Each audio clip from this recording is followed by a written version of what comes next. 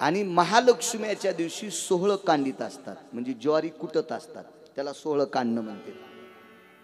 म्हणजे ज्वारी ओल्ली करून उखळामध्ये मुसळानं ती कांडायची असती, तिचे वरची टरकलं सगळे निघून जात असतात. ह्या कुरड्या करत असताना ज्वारी कांडीत येत अशी. पण महालक्ष्मीच्या दिवशी ती ज्वारी कांडून तिचे टरकलं काढून मग ती वाळून दळायची आणि त्याच्या पिठाचे महालक्ष्मीला फळ करत असतात. विष्णूला पत्न्या किती? 16,108. त्याच्यात लक्ष्म्या किती? 1. मग ही सोबत येते ही कोण? ही अवदासा.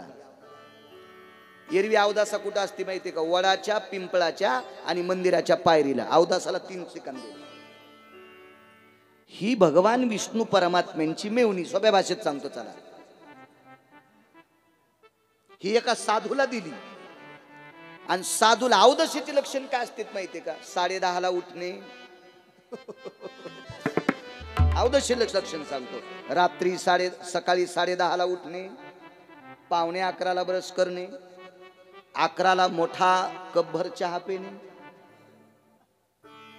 त्याच्यात 10-5 बिस्किट बुडून खाणे, मग थोडासा असं हातपाय लांबून पेपर वाचित बसणे, 1:30 वाजता स्नान करणे, एखाद्या वेळेस जर आला कंटाळा तर तसंच जेवणे, तुळशीला पाणी न घालणे, रात्री 2:30 वाजेपर्यंत टीव्ही पाहत बसणे, त्याच्यात घाणेरड्या मालिका पाहणे, पंक्तीला न जेवणे, सासू जेवायला बसली तर आपण उशिरा जेवणे किंवा आपण एकटीने खाणे मग सासूने जेवणे, तळता तळता भजे खाणे म्हणजे चविष्ट झाली का नाही पाहणे, तळता तळता भजे खाणे. मी अवदशीचे ठराविक लक्षण सांगायलो, तुम्ही अंगावर घेऊ नका, मी तुम्हाला म्हणत नाही. फक्त याच्यातले तुमच्यात कोणते गुण आहेत हे मात्र लिहून घ्या.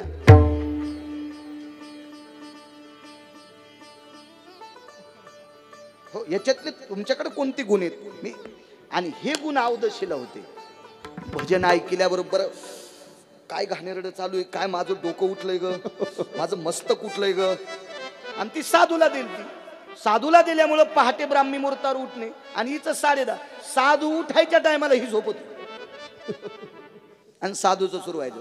यदोति काला भयनाम निरूपम प्रातार विनियोगो कर्माति जायो नामनेन यत जाय धारणन्ति मोजा तपानि वाणी तर्पणंच कार्या विधितोति स्नानं तरुवरन्ति शाखा गेहेति धेनु दुग्धाति जायम्. हे साधूचं काम आहे. पहाटे लवकर उठणे, स्नान करणे, गंगेचं पाणी आणणे, तुळशीला घालणे, महादेवाला घालणे, मारुती राहायला स्नान घालणे, घरातली देवपूजा करणे, सगळं आटपल्याच्या नंतर नैवेद्य देवाच्या पुढे ठेवणे, तुळशीचं पान ठेवणे, पाणी फिरवणे, मग नंतर तिथून पुढे आपण पाणी पिणे, हरिपाठ म्हणणे, ज्ञानेश्वरी वाचणे, गाथा वाचणे, नित्यनेम करणे. हिच्या झोपीच्या टायमात डोकंच खटखटलं. दिवस कोणाकडे पास झाला माहिती? दिवसच म्हणतात ना. सोड चिठ्ठी, सोप्या भाषेत सोड चिठ्ठी. पास करायला कोण होतं माहिती? पंढरपुरातला मालक. साधून सांगितलं, साडू बुवा, साडूच म्हणतात ना, मेहुणीच्या नवऱ्याला साडू, काही म्हणा पण आमचा डिवोर्स करा. ती म्हणली, मी जाऊ कुठं? तू आता मंदिराच्या पायरीला बसायचं, तू वडाच्या आणि पिंपळाच्या बुडाला बसायचं, आणि शात तुमच्या इथं वडाचं झाड आहे. मग मी कोणाच्या सोबत जायचं? जो मंदिरात बसून गुटखा खाईन, तंबाखू खाईन, कोपऱ्यात थुकेल, पत्ते खेळेल, याच्या त्याच्या गप्पा साटाक्या हानील, तो जाताना तू पायरून उठायचं आणि त्याच्या पाठीमागून कष्ट्याला धरायचं आणि त्याच्या घरी जायचं. वडा पिंपळाच्या झाडाखाली जो कोण आगाव चेष्टा करीत बसेल त्याच्या कष्ट्याला धरायचं आणि तू घरी जायचं. अवदासा घरी आल्यावर काय होत असेल याचा विचार करा सज्जनांनो.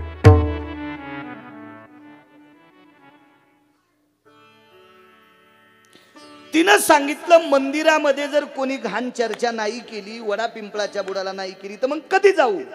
मग तुझ्यासाठी एक विशिष्ट प्रकारचा सण,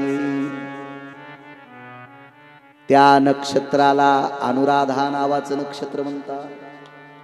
या अनुराधा नावाच्या नक्षत्रावर लक्ष्मीला आमंत्रित करतात, त्याला आवाहन म्हणतात. बरोबर आहे ना देवा? गौरी आवाहन, गौरी आवाहन. मग त्या अनुराधा नक्षत्राच्या दिवशी तू लक्ष्मी सोबत जायचं बरं का. म्हणून विश्वामध्ये लक्ष्मी जरी एक असेल तरी त्या दिवशी दोन मानते, एक लक्ष्मी आणि एक अवदासा बरं का. तर लक्ष्मीला 16 भाज्या एकत्रित करून तिला असतंय. आंबाड्याच्या भाजीचा पिळा लक्ष्मीला नैवेद्य असतंय. 16 कुटलेल्या ज्वारीचे फळ लक्ष्मीला असतात. आणि विशिष्ट प्रकारचे पदार्थ फुलवारावरी बांधलेला असतो का, तो सगळा अवदासाला असतो. लक्ष्मी आगाव काही खात नाही. लक्ष्मी फार साधं असते. हे विशिष्ट प्रकारचे सण. वैकुंठवासी डोंगरोजी महाराज लक्ष्म्यांच्या बाबतीत फार वेगळं सांगायचे. फार काय व्यासंग होत आहे लोकांचा पुराणाचा.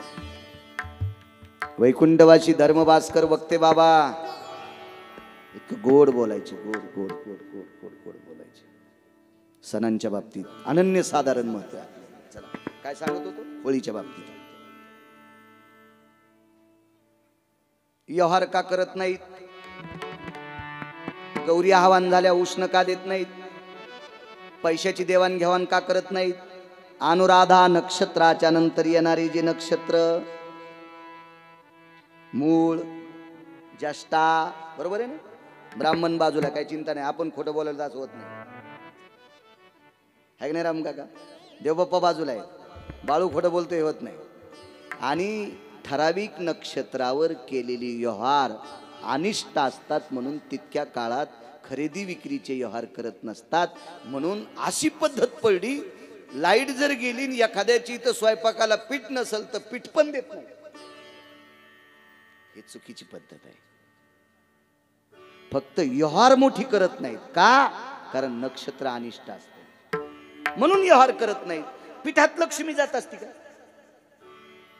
त्या नक्षत्रात एखादी काही गोष्ट घेतल्याच्या नंतर आली असती तर मी कीर्तनाला गेलो नसतो. मी श्रीमंत माणसाच्या घराच्या भिंतीचा खडा काढून आमच्या घरी नेला असता. ते झोपले असताना त्यांची चप्पल चोरून नेली असती. रात्री बूट गेला ना. तुमच्या शेतातल्या कापसाचे 2-4 बोंडच नेले असते. सोयाबीनच्या 10-5 शेंगात नेल्या असत्या. गिरगावकराच्या घरी संपत्ती भरली असती. लक्ष्मी मनानं कोणाच्या इथं जात नाही. आणि तिला बळत जर आणलं तर पुढच्याचा सत्यानाश केल्याशिवाय राहत नाही. पद्माक्ष राजाचं चरित्र पहा. साफ करून टाकलं कुळ साफ. आणि त्याच्या इथून एका श्रीमंत राजानं नेली, त्याचं नाव रावण आहे. त्याचाही बट्ट्याबोळ करून टाकला. लक्ष्मीला एकटीला कधी आमंत्रित करायचं नाही. लक्ष्मी एकटी जर आली, उलुक वाहिने नमः.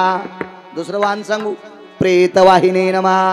प्रेत म्हणजे मड, उलुक म्हणजे घुबड. आणि मालकासोबत आली, लक्ष्मी सहित शोभे नारायण. मग गरुडावर बसून येते. आणि गरुडावर बसून आलेली लक्ष्मी आपल्या घरी उतरल्याच्या नंतर माल्याय सुगंधित पुष्पायाम कमलासने भवा. म्हणून नामने कमला देवी विमला रमा स्थितया. हे नाव प्रज्वलित झाले तिला. अशी नाविन्यपूर्ण सण. तसा एक होळी नावाचा सण आपल्याकडे होता.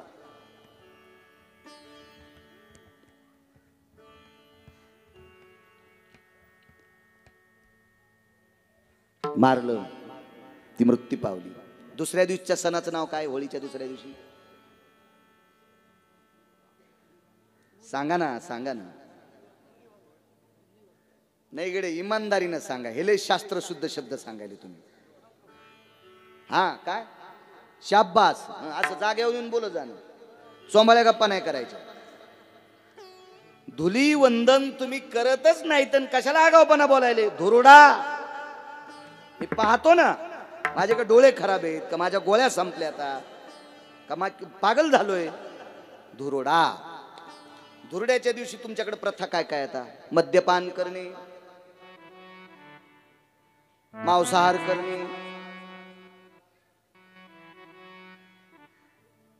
कोणी प्रथा लावली माहितीये तुम्हाला?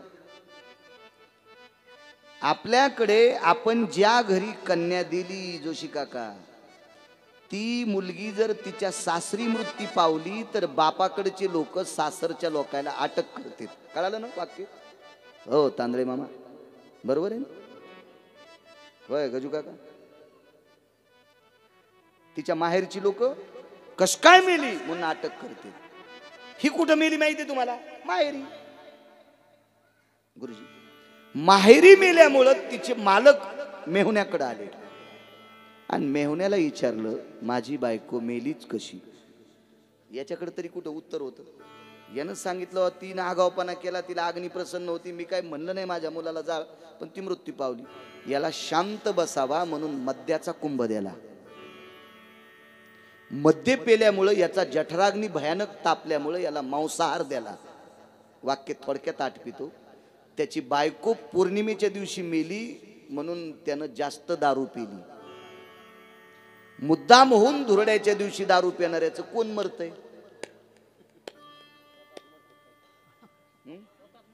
हो ना, मग एरवी मरण म्हण सुंबळ्या.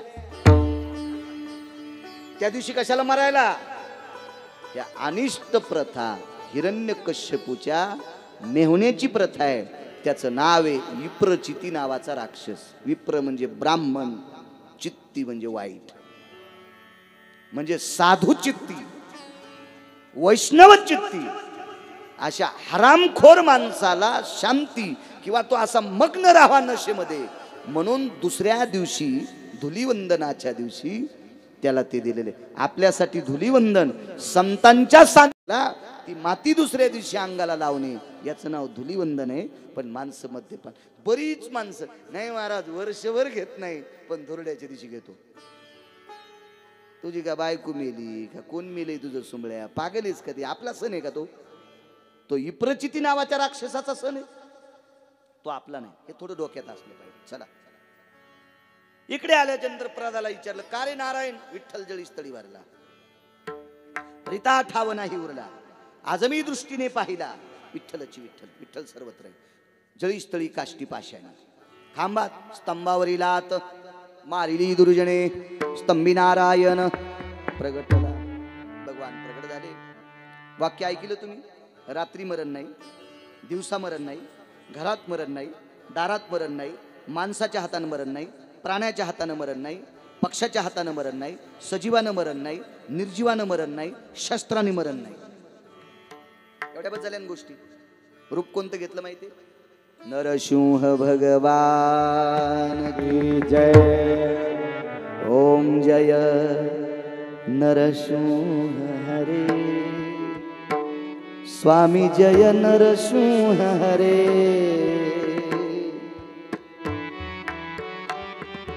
भगवान नरसिंह भगवान प्रगट.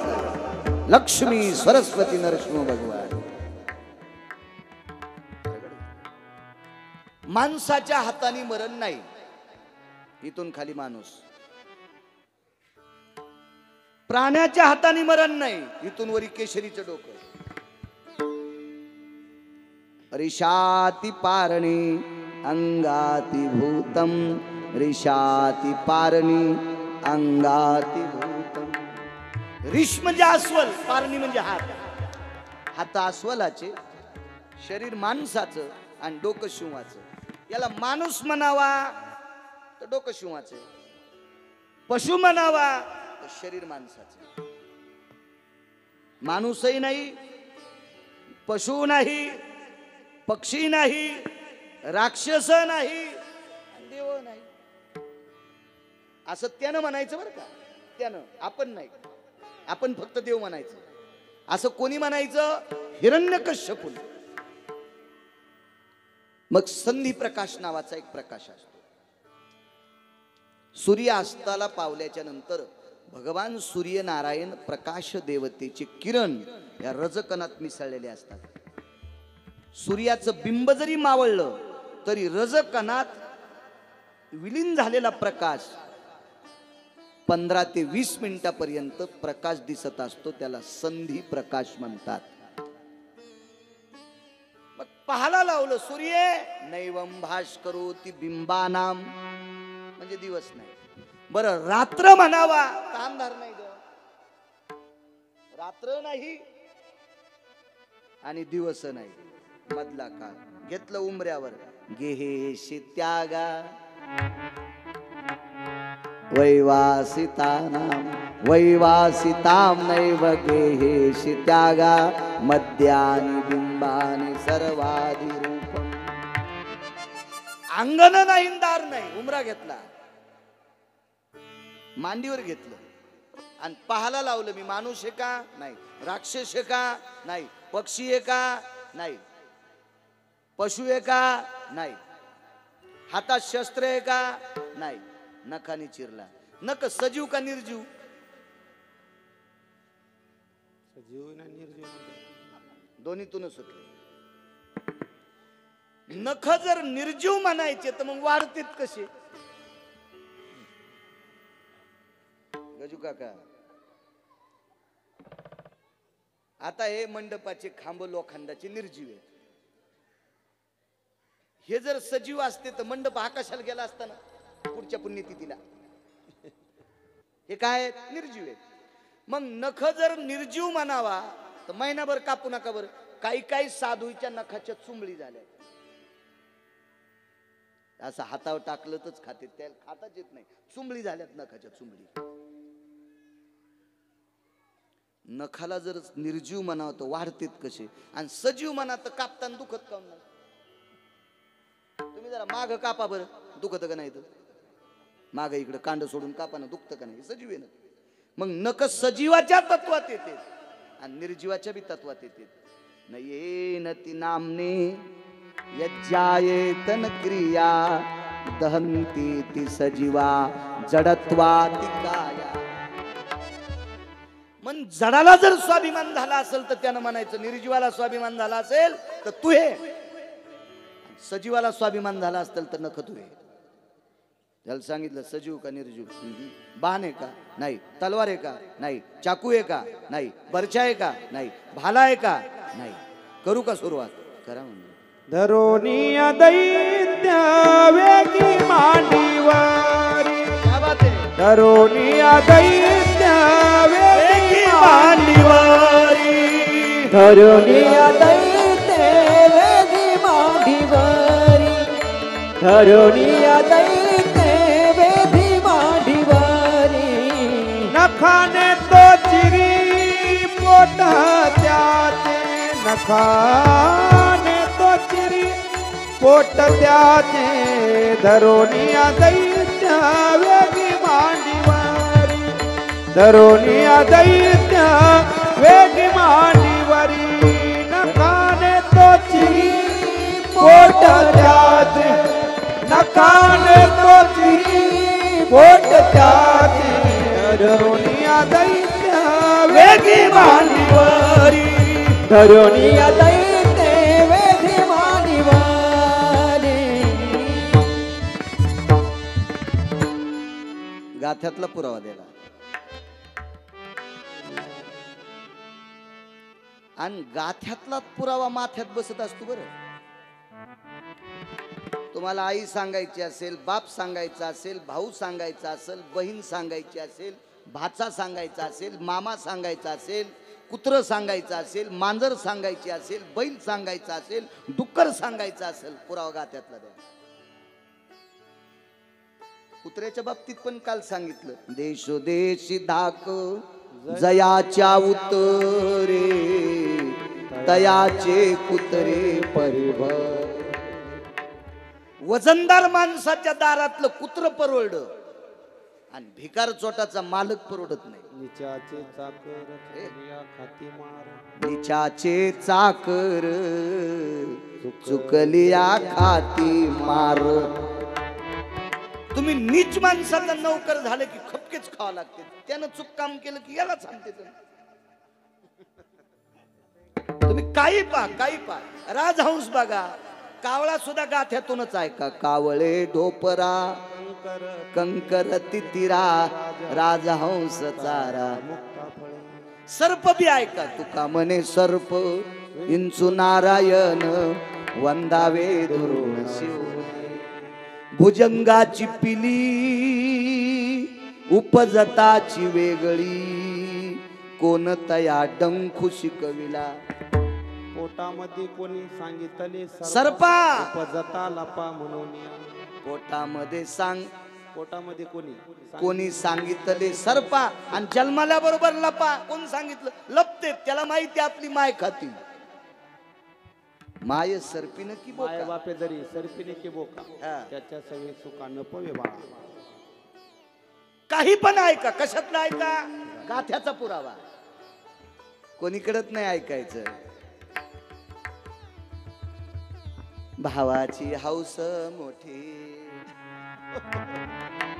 भाऊच नव्हता का बाईला भावाची हौस मोठी म्याग चिखलाचा केला कोणी कुण पाऊस आला दादा मवा इगरून गेला दळता दळता भावाला गाणे म्हणाली इकडे म्हण ना बहिणीची हाऊस मोठी म्यागची पाटाची केली बहिणीची हाऊस मोठी म्यागची पाटाची केली कोणी कुण वाटुळ आले हरण उडून गेले गुर गुर गुर गुर हे कशाला डोक्यातलं अहो गाथ्यातलं माथ्यात बसत असतंय माथ्यातलं उतू जात असतंय म्हणून गाथ्यातलं माथ्यात बस जा माथा दुरुस्त करत असताना गाथा बघायचा काही नाही पाहायचं हल्ली भागवतात गाथा नाहीच सगळं डिंगटॉंग तिकडच आणि हल्ली भागवतात जास्त आनंद माणसां बायका नाचवणं जास्त जास्त झालं बरं का बायका आणि माणसं एकत्रित नाचवणं हे जास्त झालं मला वाटते अशी ज्याला जास्त हौस आहे याला विशिष्ट प्रकारचा नरक असेल 14 पैकी वेगळा नरक असेल वेगळा पाया पडतो तुम्ही चैतन्य स्वामीच्या नगरीतल्या मावल्या नाचा पण तुमचा स्वतंत्र हरिपाठ घ्या सगळ्यांच्या गळ्यात टाळ महिलांच्या तुम्ही तुमच्या महिमेत हरिपाठात नाचा पण तुमच्यात आम्हाला घेऊ नका तुमच्यात आम्हाला घेतलं की पैठणच्या मालकाला आवडत नाही गिरगावचा बाळ्या काही बी सांगल हो तुम्ही कशाला मान्य करता पण गिरगावच्या बाळ्यानं गाथ्यातलं सांगितलं तरच मान्य करा ऐका पैठणच्या मालकांचं ऐका ऐका ऐका कोण पैठणचे मालक 36 वर्ष जगाचा बाप आपण गोनगुळ्या उघडू उघडू बेजारी तरी आपल्या स्वप्नात नाही आणि तो नाथांकडे धोत्र धुवाला होता धोत्र हरिपंडिताचे कपडे धुतले गिरिजा काकींचे लुगडे धुतले लुगडे त्या मालकांचं वाक्य मारा त्या मालकाच्या वाक्याला तडा दिल्यावर आपल्याला कुठं हरपळा हे देवाला तरी कळन का म्हणून विशिष्ट प्रकारचा एक वर्ग आहे बरं का प्रत्येक गावात ते परमार्थ गढूळ करण्याच्या ना मागे त्याला काही घेणं नाही त्याला फक्त परमार्थ गढूळ करायचा पण विशिष्ट प्रकारच्या वर्गाला राग आला तरी येऊ द्या पण या स्वामींच्या परंपरा तुम्ही मोडू नका या स्वामींचे तत्व सांभाळा या संन्यासाचे तत्व सांभाळा या ब्रह्मचार्याचे तत्व सांभाळा तुम्ही गावाचं स्वर्ग व्हायला वेळ लागणार नाही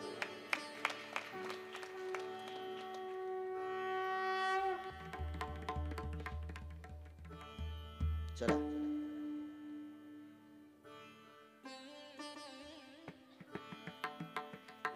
मारलं हिरण्यकश्यपूला प्रल्हाद काय देऊ देवा राक्षसाच्या कुळात जन्माला आलो मला किती मानतोस देवान सांगितलं कुळ जरी राक्षसाचा असेल पण तुला त्रास देत होता याच्या करता हे अवतार घेतलाय बघ तेव्हा जुळे लेकर होतील तिळे लेकर होतील एका लेकराला 2 डोके असतील 2 नाका असतील 4 हात असतील 2-3 पाय असतील कुठंतरी एखादं वेगळं अवयव असेल अशी लेकरं जन्माला येतील पण असं लेकरू एखाद्याला झालंय का डोकं शिवाचं शरीर माणसाचं हात अस्वलाचे असं ऐकलं का पाहिलं का आपल्या देशात जाऊ द्या विदेशात तरी बरं असं काय औषध दिल्यावर त्या आईला डॉक्टरनं औषध दिल्यावर असं लेकरू होईल?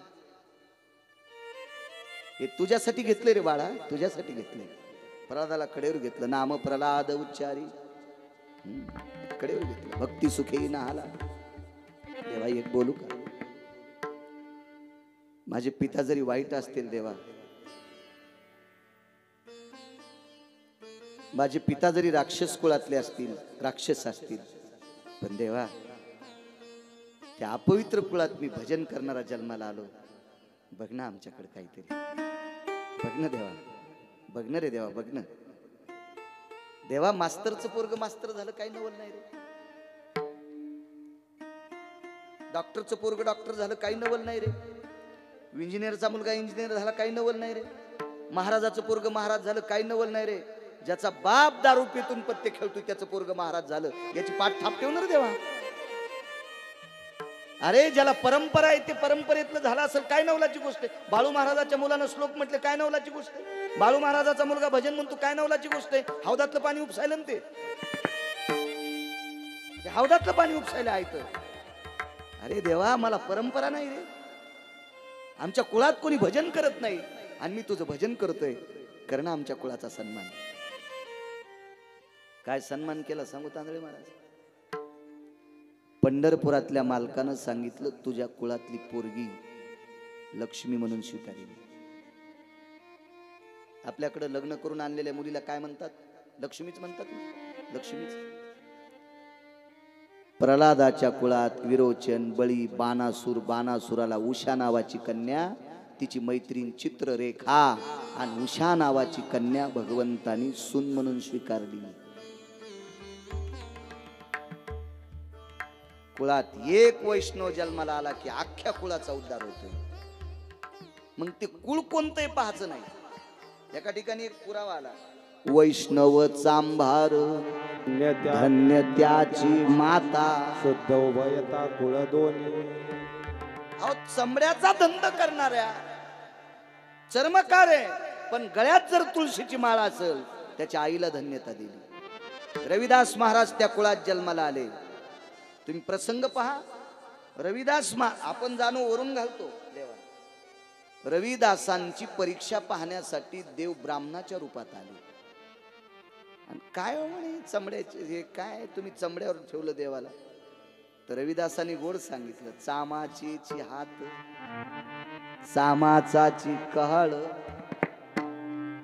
पक्वादाला दोन्ही पानं कशाची येत? चमड्याची. आणि हात कशाची येत तुमची गुलीबोळ?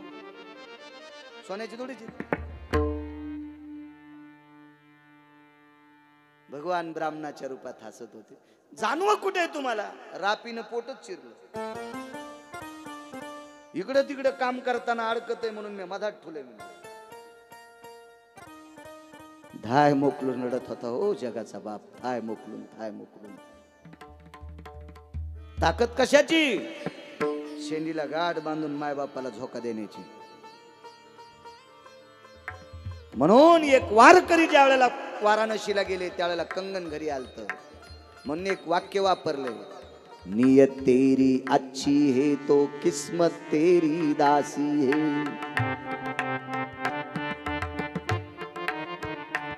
ए कर्म तेरा अच्छा है तो घर में मथुरा काशी है. कर्म तेरा अच्छा है तो घर में मथुरा काशी.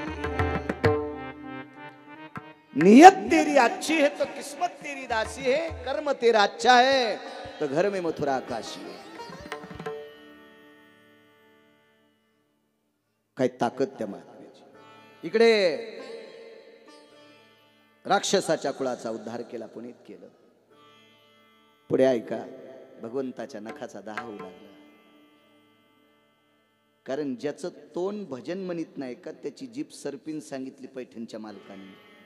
नामाविन मुख सर्पाचे ते बिळ, आणि जिव्हा नव्हे काळ सर्प आहे. पण ज्याची जीभ सर्पीन त्याच्या आतलं रक्त काय रामसर? विष.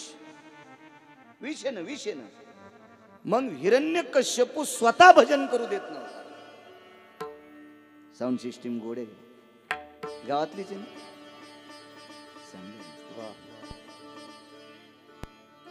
लग्न झाले ना. कसं आहे, आपल्याकडची एखादी पोरगी दिली असती म्हणजे आपल्या सप्त्यात न्यायला सोपं गेलं असतं. कोणाला कशाचं आणि कोणाला कशाचं काय गपळी झळकतीनं आपलं तुपलं ओळखीती आहे का नाही. चांगले माणसं भेटा. इतकी चांगली साऊंड सिस्टीम देणारा आपल्याकडचा जावाई झाला म्हणजे यावर का जावाई या जाताना हिशोबात वाट लावताय तू. काय तुमचं आधीच केलं, आता काय करता त्याला जाऊ.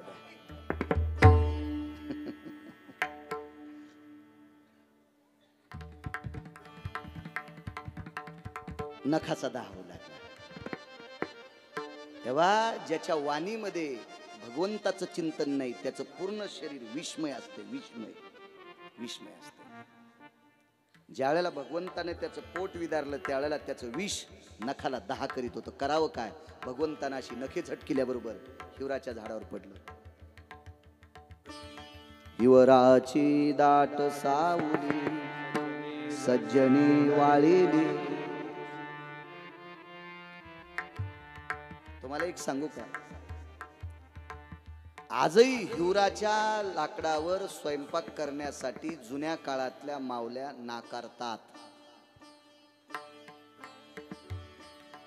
हिवराचं लाकूड इस्तवात टाकल्याच्या नंतर त्याच्यात विशिष्ट प्रकारचा एक धूर आहे.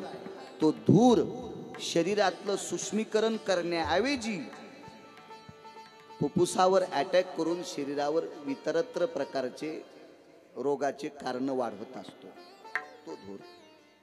तुम्हाला एक सांगू का, एक ठराविक लाकडं आहेत हवनात वापरली जातात सामुग्री. मला तिला संमिदा म्हणतात ना. संमिदा रुटीचा असेल, आंब्याचा असेल, वडाचा असेल, पिंपळाचा असेल, जांभळीचा असेल, शमीचा असेल.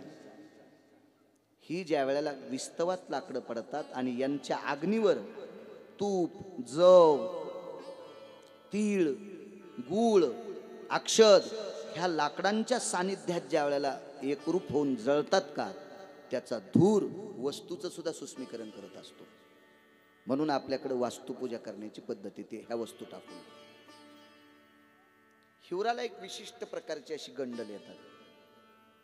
हिवर जर जुनाट असेल ना त्याच्या फांद्याला अशी गंड येतात. सुनेला जर सासू आवडली नाही तर एका दिवशी संध्याकाळी खिचडी, भजे, कुरकुरीत पापड सासूला यथेच्छ खाऊ घालायचे आणि एक हिवराचं गंडल आणून असं बारक्या दगडावर घासायचं आणि थोडंसं दुधात टाकायचं आणि म्हणायचं आत्या हळदीचं दूध प्या. सकाळच्याला कपडा आणायला जायचं. सोपं झालं त्याला. अण्णा पण नाही हो नाही, ऐका ना पुढचं अण्णा, ऐका ना पुढचं. असं कसं सांगेल काही बी. मग ज्या सुनेनं सासूसाठी असं केलं त्या सुनेला अशी सून भेटणार. दिवा लावता लावताच सासू झोपल्याच्या नंतर मुद्दाम अंगावर टाकणार. बाई रात्री उंदरानं दिवा पाडला आणि आत्या रात्रीच जळाल्या. अशी सून तिला भेटल. हिवरामध्ये 20 सांगितलं बरं. अजून 5-4 तत्व आहेत पण वेळ फार पुढे गेलाय. आज काय करायचं माहितीये का, भगवंताचा जन्म म्हणून नारळ तर फोडायचंच. मग सांगतो सगळ्या कथा.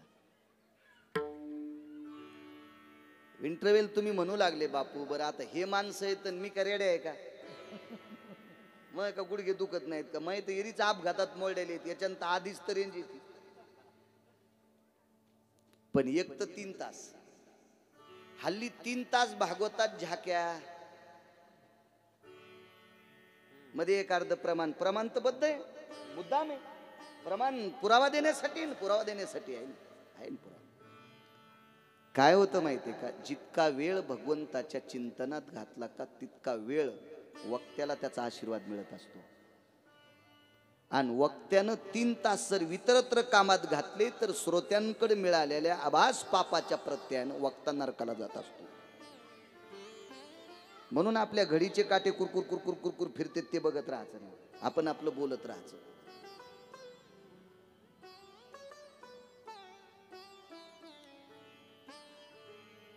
योग असा आला हिवरा पवित्र झाला. 7व्या अवतारामध्ये विकल्प नावाचा एक प्राण आहे, एक जीवातली एक व्यक्ती आहे. हा विकल्प हिवराच्या झाडावर आरक्षित झाला. एकाही झाडानं विकल्पाला आपलंसं केलं नाही, हिवरानं आपलंसं केलं. आणि मंथरा ज्या वेळेला पुष्पान्य करता निघाली त्यावेळेला मंथरा त्याच झाडाखाली बसली, त्यावेळेला विकल्प तिच्या अंगावर गेला. विकल्पाला हिवराच्या झाडावर बसण्यासाठी देवतेनं सांगितलं, कारण विकल्पाला सांगितलं एकही झाड अपवित्र नाही तुला बसू द्यायला, बेशरम सुद्धा बसू देणार नाही,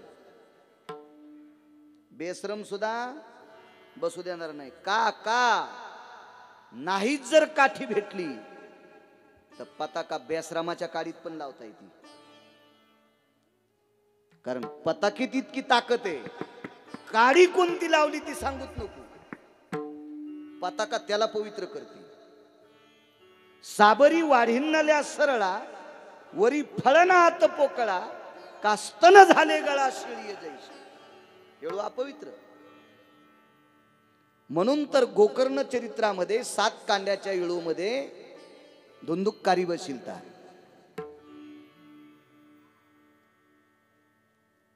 इळू अपवित्र कशाने झाला? जगाच्या नाशा करता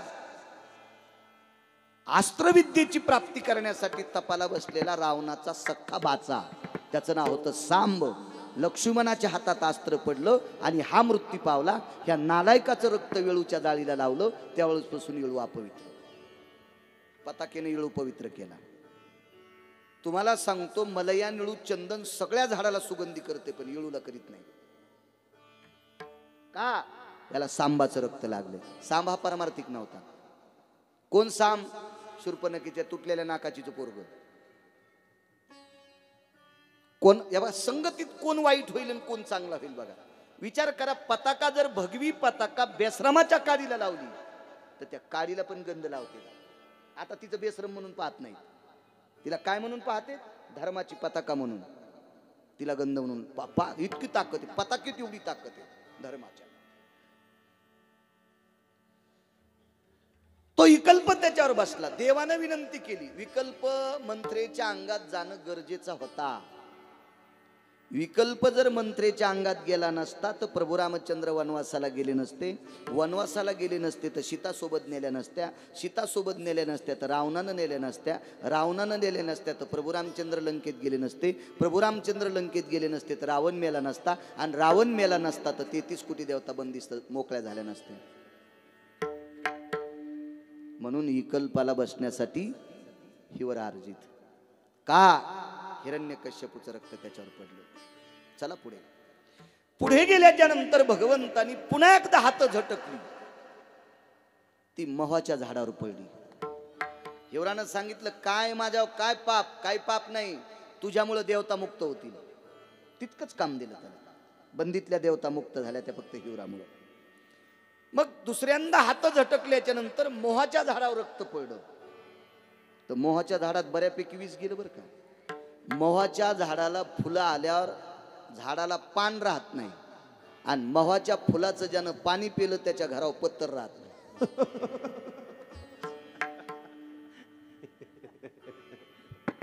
हे ओरिजिनल विष गेलं मोहाच्या झाडाला, ओरिजिनल. पण तोही शरण आला. आमचं काय असं पाप की देवानं आमच्यावर टाकलं? मग लुप्तादि पिंडाति वसंती काला यतोति तर्पण्य द्रोणे स्थितायाम यत चंदनेनम यत पिंडजायम पितरादि तृप्ति आधिपत्याति जायम. त्याला वरदान दिलं, पितृपक्षाच्या दिवशी तुझ्या पानाची केलेली पंत्रवाळी त्याच्यावरचा नैवेद्यच पितराला अर्जित होईल. आणि त्या मोहाच्या पानाचा द्रोण करायचा, त्याच्यात ते हळीत उगळायची आणि तोच गंध पक्षाच्या दिवशी पितराला लावायचा या बोटाने. त्याला ते वरदान देऊन टाकलं. आता थोडंसं विष राहिलं बरं. मग करावं काय? औदुंबराचं झाड होतं, त्याच्या पानामध्ये नख रोवली. देवाचं विष शमन झालं. औदुंबरानं सांगितलं, प्रभू हे काय टाकलं आमच्यावर? काही काळजी करू नका, तुमच्यात 3 देव बसतील, ब्रह्म विष्णू महेश, चतुरस्थानी अष्टमस्थानी आणि द्वादश स्थानी ज्या वेळेला गुरु येत असतो त्यावेळेला माणसाला तो अनिष्ट ठरत असतो. ज्याला चतुर अष्टम आणि द्वादश स्थानात गुरु असला की दुसऱ्याचं भांडण मिटवायला जाणाऱ्याला पण काठी लागत. गुरुचा कोप असा असतो. आणि या गुरुला जर शमन करायचं असेल तर गुरुवारी ती बारकी खडी साखर म्हणतात ना, कलफी, ही खडी साखर नागिनीच्या पानावर ठेवून ते नागिनीचं पान आणि खडी साखरी औदुंबराच्या बुडाला ठेवायची आणि 11 प्रदक्षिणा करायच्या. दिगंबरा दिगंबरा श्रीपाद वल्लभ दिगंबरा, दिगंबरा दिगंबरा श्रीपाद वल्लभ दिगंबरा, दिगंबरा. टाळी टाळी वाजवा सर्वांनी, भजन करा. श्रीपाद वल्लभ दिगंबरा, दिगंबरा दिगंबरा श्रीपाद वल्लभ दिगंबरा. अवधूत चिंतन श्री गुरुदेव दत्त.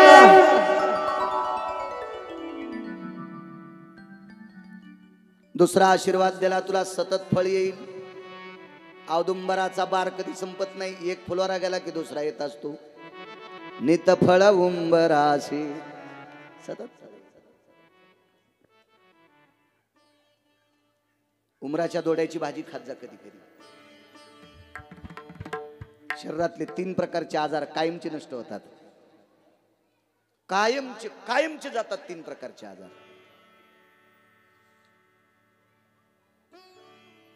वक्ते बाबा सांगायचे